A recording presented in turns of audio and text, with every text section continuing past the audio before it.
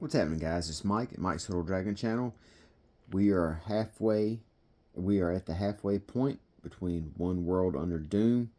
Issue number 3 just came out this week, and so far our heroes cannot catch a break in their battle against Doom, who has assumed control over the world through a very non-violent means.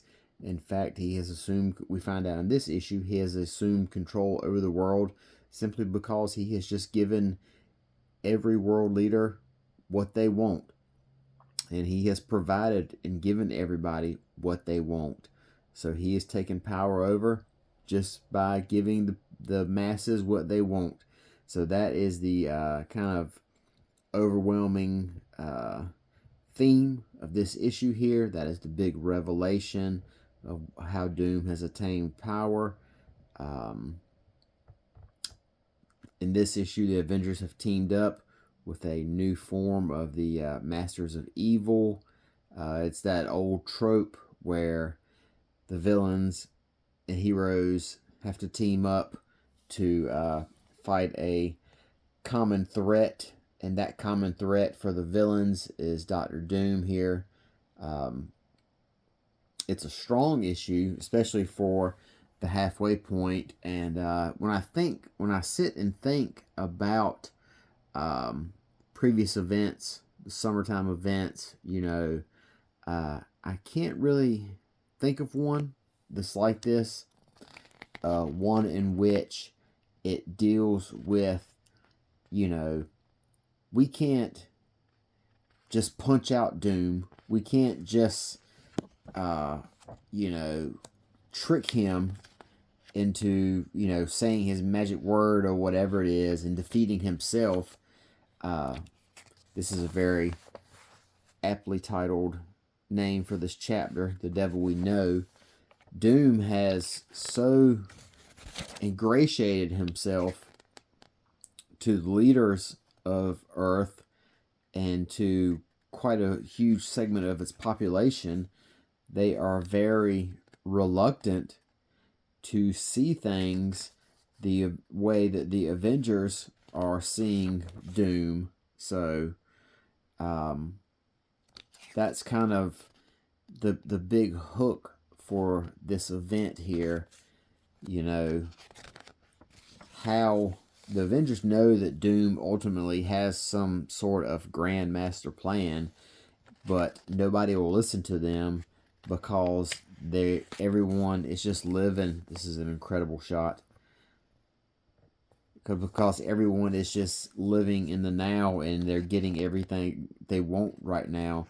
They're not really considering the long-term effects of having Doom be their leader, being someone who is, that we know is bad and is calling the shots, and they don't care, but just because, everything is turning out right for them, they're acting incredibly short-sighted.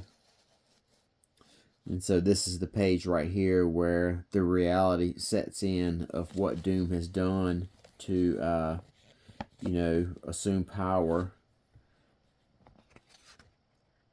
Doom didn't cheat, don't you see? This isn't magic, Carol. This is human nature. We chose this. So that's the big revelation in this issue. And then at the very end of it, we see that Doom, also being the Sorcerer Supreme of this realm, has challenges from outside this realm, and that exists in the form of Dormammu right here. And so Dormammu that is now heading to Earth, and he is going to now attempt to take out Doom. And because Doom is the Sorcerer Supreme of this realm, Dormammu is now attempting to claim it for his own dimension, which they call the Dark Dimension. So that's going to lead us up into issue 4. But all in all, this book has been the event that I had hoped it would be when it was initially announced. The tie-ins, specifically the Avengers ones and the Fantastic Four, have been really great. So all things considered, I have not had any problems with this event so far. I'm loving it. I have been a fan of Ryan North since he came onto the Fantastic Four book, and I have liked everything he has done and everything that he has had leading up to this has been really, really top notch in my book. So, with 3 issues in, if you're not reading One World of Doom or One World Under Doom right now, I'm sure your comic book shop has a ton of them. Now's your chance to jump on. I'm sure the people there can catch you up. But in short, love this event here. It's been everything I thought it would be. And Ryan North has got some really great writing going. He's touching on a lot of themes that are really topical for the moment.